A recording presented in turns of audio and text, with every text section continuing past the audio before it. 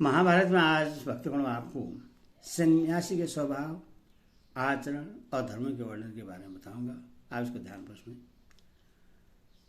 राजा युधिष्ठिर ने पूछा, दादाजी, प्रकृति से परे जो पर ब्रह्मा अविनाशी परम धाम है, उससे कैसे स्वभाव, कैसे आचरण, कैसी विद्या और कैसे कामों में तत्पर रहने वाला पुरुष प्राप्त कर सकता है? भीष्म जी बोले, राजन, जो पुरुष मोक्ष धर्म में तत्पर, स्वल्पाहार करने वाला और जितेंद्रिय होता है, वह उस प्रकृति से अतीत अविनाशी पद को प्राप्त कर लेता है। मुनि को चाहिए कि अपने घर से निकलकर फिर लाभ और हानि में समान भाव रखे। यदि अपने अभिष्ट पदार्थ मिलने लगे तो उनकी भी उपेक्षा करता रहे। अपने नेत्र, वाणी या मन से किसी वस्तु को दूषित न करे, अर्थात मन, वचन और व्यवहार द्वारा किसी के प्रति दुर्भाव प्रकट न करे तथा किसी के भी सामने या पीछे उसके दोष न कहे।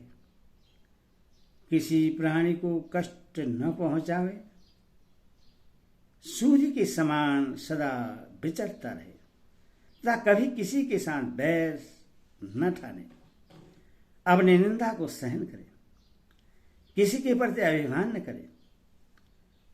कोई क्रोध करे तो उससे पीर वाणी बोले और मारपीट करे तो स्वयं उसके हित की ही बात कहे।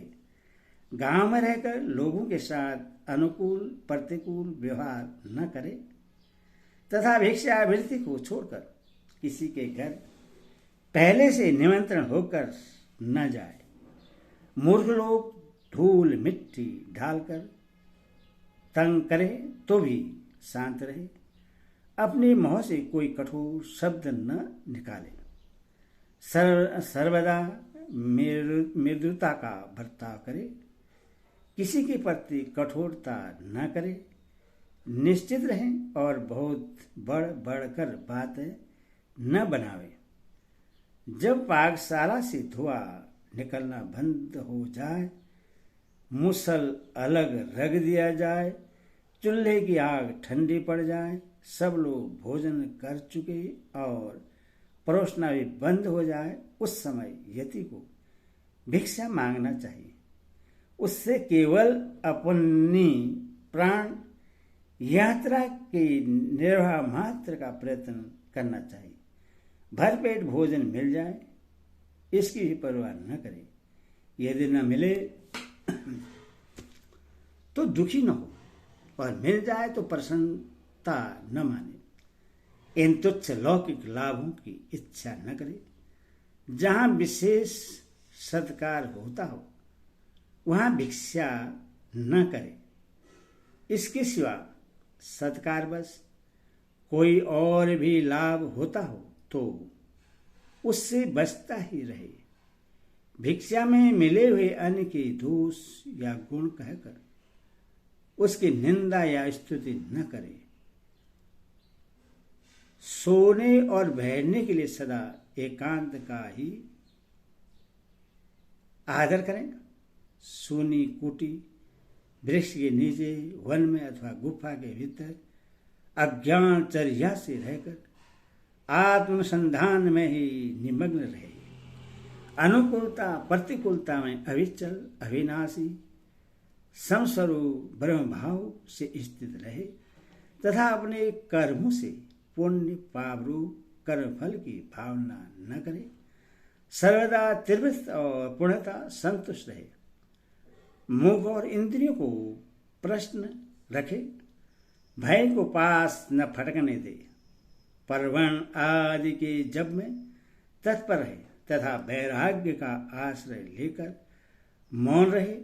देह और इंद्रिय आदि भौतिक पदार्थ में अनात्म दृष्टि का अभ्यास रखे, जीवों के जन्म मरण पर विचार करता रहे, किसी वस्तु की इच्छा न करे, सब पर समान भाव रखे, भात आदि पकाए हुए तथा कंद मूल आदि बिना पकाए भोजन से निर्वाह करे तथा आत्म लाभ के लिए प्रशांत चित्त, मिताहारी और जितेंद्र रहे। तपस्वी को वाणी, मन, क्रोध, हिंसा, उदर और उपस्थ इनके वेगों को बस में रखना चाहिए। जहां निंदा या प्रशंसा हो वहां दोनों में समान भाव रखकर उदासीन रहना चाहिए। संन्यास सर्व में इस प्रकार का आचरण अत्यंत पवित्र माना गया है। सन्यासी को उदारचित, सब प्रकार जितेंद्रिय, सौर से असंग, सौम्य, अनिकेत और समाहित चित्त होना चाहिए। उससे अपने पूर्वाश्रम के परिचित देश में नहीं रहना चाहिए। गृहस्थ और वानप्रस्थों से संसर्ग नहीं रखना चाहिए। अपनी रुचि को बिना प्रकट किए जो वस्तु मिले उसी को पाने की इच्छा रखनी चाहिए तथा अभिष्ट वस्तु के मिलने पर प्रश्न नहीं होना चाहिए। यह संन्यास शास्त्रम ज्ञानी के लिए तो मोक्ष स्वरूप है, किंतु अज्ञानी के लिए सर्वरूपी है। हारित मुनि ने इस धर्म को विद्वानों के लिए मोक्ष का विमान ही बतलाया है। जो पुरुष सबको अभय दान करके घर से निकल जाता है उससे तेजोमय लोगों की प्राप्ति होती है तथा वह अजर अमर हो जाता है। हरि ओम तत्सत। हरि ओम तत्सत।